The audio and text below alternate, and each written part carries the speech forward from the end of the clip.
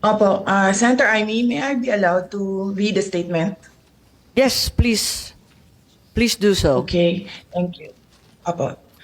Mga kababayan, on March 11, 2025, former President Rodrigo Roa Duterte was forcibly taken by the Philippine National Police upon his arrival at the Ninoy Aquino International Airport.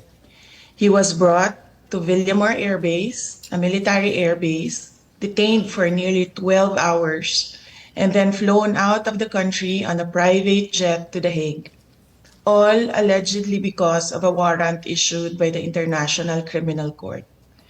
This was patently an illegal arrest. This constitutes extraordinary rendition.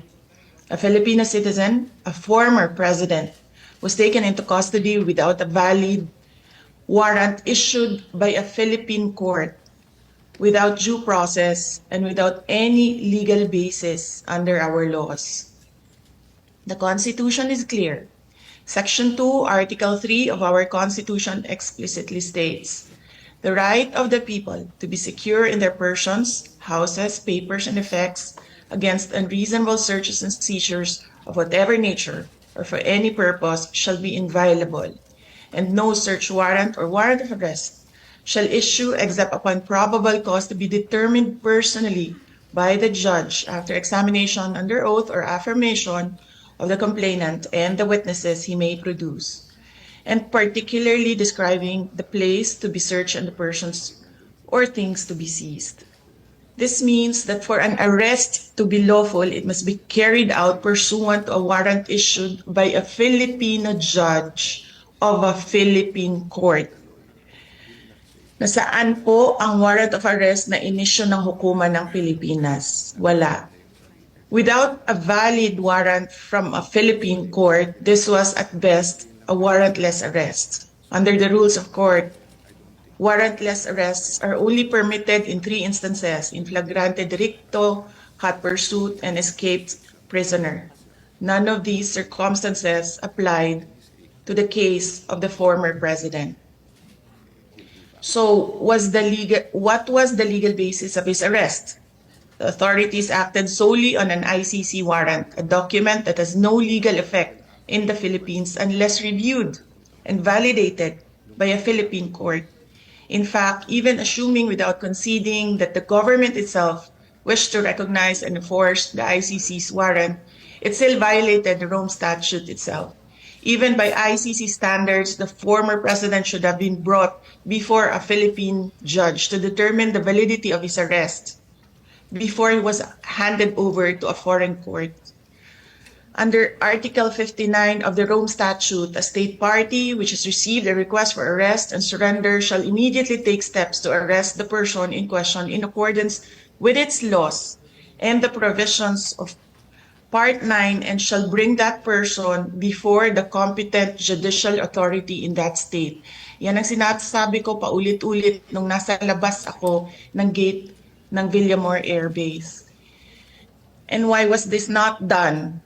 If they claim to abide by international law and standards, then why did they conveniently choose to ignore this provision? The fact remains that we are no longer a state party to the Rome Statute. We are no longer a member of the ICC. In fact, in a letter dated December 15, 2023, the President himself wrote to me, with respect to your concerns, legal or otherwise, on the investigation to be conducted by the International Criminal Court into the previous administration's war on drugs, I remain steadfast in my resolve that the jurisdiction of the ICC over the Republic of the Philippines after the effectivity of its withdrawal therefrom is very much in question.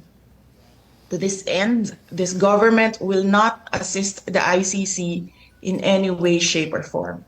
So if the government itself has declared non-cooperation with the ICC, why did the PNP violate this very policy and enforce a foreign warrant?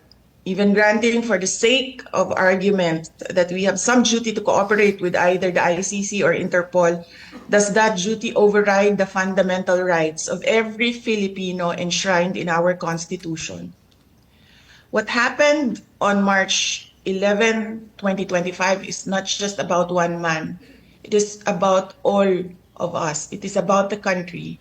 If a former president can be taken without due process, what stops them from doing the same to any other Filipino? Therefore, we must dare to ask more questions. Under whose authority did the PNP act? Why did they enforce a foreign warrant without the Philippine court order? Why didn't they at least bring PRRD before a judge, as required by the Rome Statute itself? Even more disturbing is the silence of the armed forces of the Philippines. Why did the AFP stand idly by while a former commander-in-chief was taken from a military base under questionable circumstances? How could they allow a foreign tribunal to override on our constitutional guarantees? We have now lost a former president. I pray that we do not lose the country next. Your Honor, Senators Cayetano and Marcos and other senators present, alam naman natin lahat at alam nila na mali ang ginawa nila. Ginawa nila yon just to demolish political opponents. This is all about politics.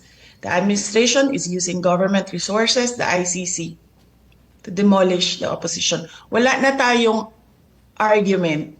Mali ang ginawa. Ang tanong ngayon, ano ang gagawin natin para maibalik ang dating Pangulo sa Pilipinas? Kasi nag-iisa ako ngayon dito na gumagawa ng paraan para maibalik ang ating dating Pangulo sa ating bayan.